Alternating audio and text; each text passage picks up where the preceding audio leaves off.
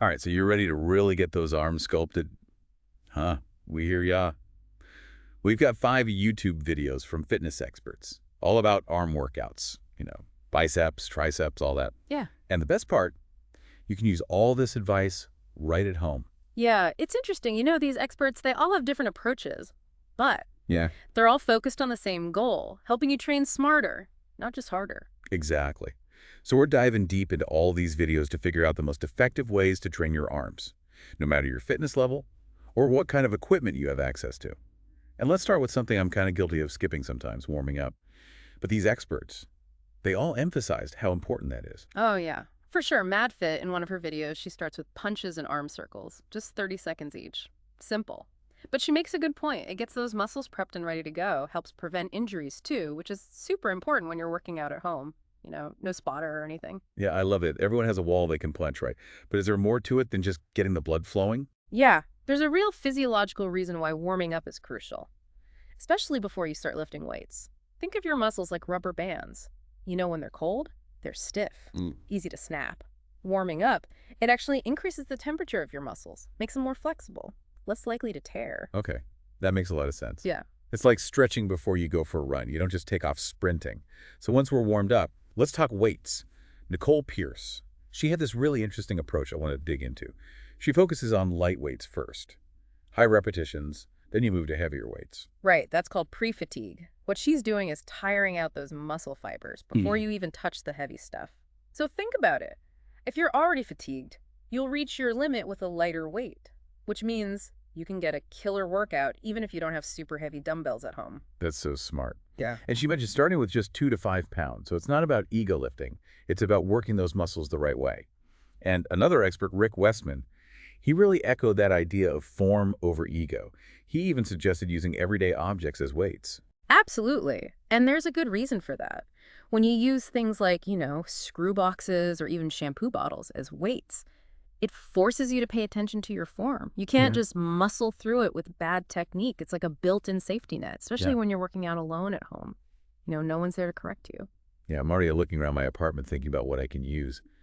But wouldn't using everyday objects as weights limit how much you can lift over time? Like how much can a shampoo bottle really challenge you? That's a great question. And that's where progressive overload comes in. It's basically just a fancy way of saying that as you get stronger, you need to gradually increase the weight or resistance to keep challenging your muscles. So you might start with that shampoo bottle, but eventually you move up to a textbook, then a full water jug, Hmm. and so on. So you're always pushing your limits, Yeah. but in a controlled way. Yeah. And that's when you bring in the real weights. Right. Exactly. But even with those gym weights, perfect form is still crucial. Rick really stresses that. He had a great breakdown of specific exercises for targeting different muscles. Let's start with bicep curls. He talked about both the traditional curl and the hammer curl. And I remember him saying it's important to visualize the movement, Mm. like really picture it happening. Is that really necessary? Can't you just go through the motions? That's the mind-muscle connection. It's not just about moving your arm up and down. It's about really contracting the bicep muscle with each rep, visualizing that movement. It helps you activate the muscle more effectively, and that leads to better results. Okay, so it's a mental workout as well as physical. Yes. Gotcha. So bicep curls, check. What other exercises did he cover? Lateral raises for building those shoulder caps, Ah. the deltoids. Specifically, he was talking about the middle deltoid, which is what gives you that nice rounded shoulder shape. So that's the secret to sculpted shoulders. I'm adding that to my routine. What about triceps?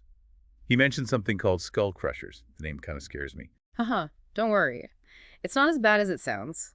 Skull crushers are great for targeting the triceps, the muscles at the back of your arms. You lie down and lower the weight towards your forehead, hence the name. But like with any exercise, controlled movement and good form are key. No actual skull crushing allowed. Got it. So bicep curls, lateral raises, skull crushers. Hmm.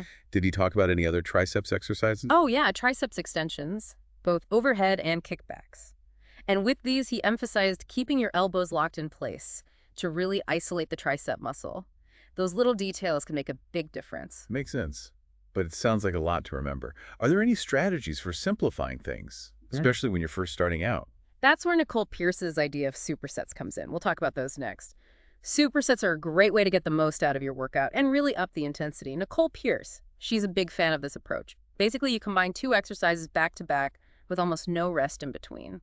So like You could do bicep curls and then go straight into hammer curls. But doesn't that just make you super sore? It can definitely make you feel the burn, but that's a good thing. Remember, we're aiming for muscle growth. And that happens when you push those muscles beyond their comfort zone. Supersets are perfect for that. Interesting. So it's not just about saving time. It's about making those muscles work harder. Mm-hmm. And I remember Nicole talking about keeping your core engaged during these movements. So even though it's an arm workout, you got to be aware of your whole body. Absolutely. Engaging your core helps stabilize you, especially when you're lifting weights. It protects your lower back and helps you maintain good form throughout the exercises. Right. Makes sense. So we've got supersets, core engagement, visualization.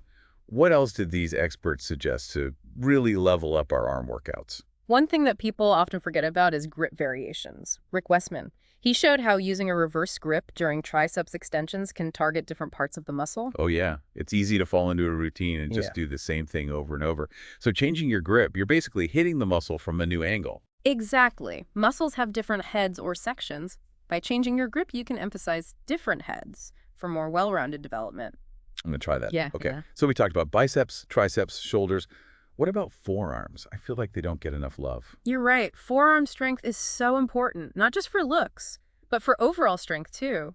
Rick Westman, he has a whole section in his video about forearms, with exercises like wrist curls and reverse wrist curls. Honestly, I don't think I've ever done a forearm-specific exercise. Why are they so important? Besides looking good, you know. Grip strength, which comes from strong forearms, it's crucial for everyday stuff like carrying groceries, opening jars, and it's really important for lots of sports and activities too, like rock climbing, tennis, even weightlifting. Wow, I never really thought about it that way. Yeah. Strong forearms, strong grip makes everything easier. Exactly. And there's even research that shows a connection between grip strength and overall health. It's a surprisingly good indicator of how healthy you are. Okay, I'm convinced I need to start working those forearms. Now, speaking of muscles that often get overlooked, Rick Westman had an interesting point about the traps, the trapezius muscle. Oh, yeah. He mentioned that the traps tend to take over when you're doing rear delt exercises, which can be frustrating if you're trying to really target those shoulder muscles. So you're working hard, but the wrong muscles are getting all the benefit, not what we want. What can you do about that? It's all about adjusting your form. Rick showed how even small changes in your elbow placement can shift the focus to the rear delts. For example, keeping your elbows a little lower and tucked in can help isolate those muscles better. So another case of those little details making a big difference. Now, we're talking about working smarter, not harder. I got to bring up MadFit's no equipment arm workout. Oh, yeah. Her routine is all about using your own body weight to build strength and endurance. And she uses a lot of compound movements. What are those? And why are they so effective? Compound movements are exercises that work multiple muscle groups at the same time. Like MadFit has this one move that combines a push-up with a downward dog or child's pose transition. Yeah, I remember that one. Yeah. It's like a flow from one position to the next. And it definitely works more than just your arms. Right. With that one exercise, you're working your chest, triceps, shoulders, core, even getting a nice hamstring stretch. It's super efficient, and it challenges your body in a really functional way. Plus, those transitions keep your heart rate up, so you get a little cardio in there, too. So it's a win-win. Muscle building and calorie burning. And speaking of challenging, I have to mention another exercise from MadFit's routine, the commandos. Ah, yes, the commandos. That one's tough. It takes core strength and coordination. It just goes to show you can get an amazing workout with just your body weight. And it's fun. Yeah. Who doesn't want to feel like an action hero when they're working out? Exactly. Finding those things you enjoy is so important for staying motivated. And speaking of motivation, we've covered a lot of different techniques, exercises, mindset tips, but what good is all this knowledge if we don't actually put it into practice? You're absolutely right. Motivation can be the toughest part for a lot of people.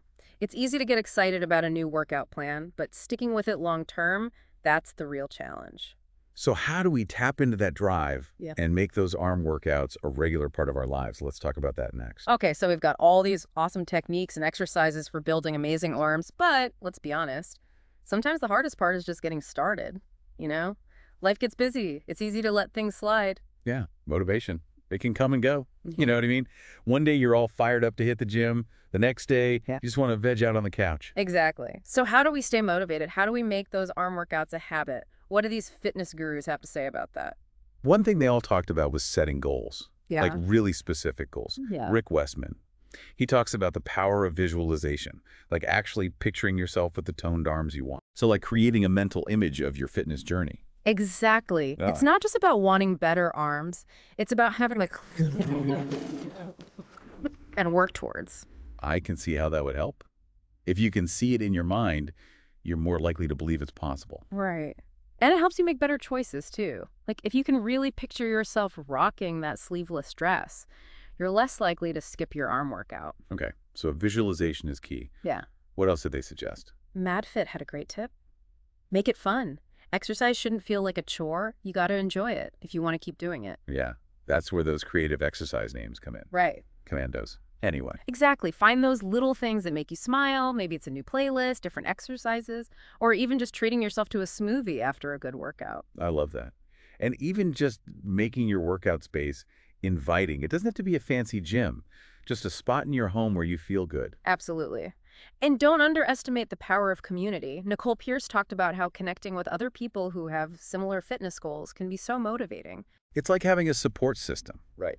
Whether it's a workout buddy, a group class, an online community, just knowing that other people are cheering you on, it makes a big difference. Accountability is huge. When you know someone's counting on you, you're more likely to show up. And it's not just about other people holding you accountable. A lot of the experts said it's important to track your own progress too. For sure. Whether it's taking photos, logging your workouts, even just noticing how your clothes fit differently, it's all about recognizing those wins, big or small. Yeah, it reminds you that all your hard work is paying off. And speaking of rewards, don't forget to celebrate those milestones along the way. Absolutely. Rewards are a great motivator. A new workout outfit, a massage, a little treat. You deserve it. It's about acknowledging your effort Hmm? and enjoying the process. But let's be real. Even with all the best intentions and strategies, there are going to be days when you just don't feel like working out. Totally normal. Yeah. We're all human. The key is to have a plan for those days. Rick Westman, he had a great piece of advice. Just start. Even if it's just a few minutes of stretching or a couple of bicep curls. Exactly. Sometimes the hardest part is taking that first step. Once you get going, the motivation often follows. And Nicole Pierce suggested breaking down big goals into smaller steps. It's much less intimidating to think about doing 10 minutes of arm exercises than a full hour-long workout. And a lot of times, once you start those 10 minutes, Yeah. you just want to keep going. It's amazing how powerful our minds are. So as we wrap up this deep dive into arm workouts, what's the one thing you want listeners to take away from all this? Fitness is a journey, not a destination. There will be bumps in the road, challenges, plateaus, days when you want to give up. But if you find things you enjoy, set realistic goals, and find ways to stay motivated, you can accomplish amazing things. And remember, it's not just about how your arms look. Strong arms mean a stronger, more capable you. Absolutely. So go out there and crush those arm workouts. We'll be back next week with another deep dive into a topic you guys chose. Until then, stay curious, stay active, Yeah. and keep those arms pumping.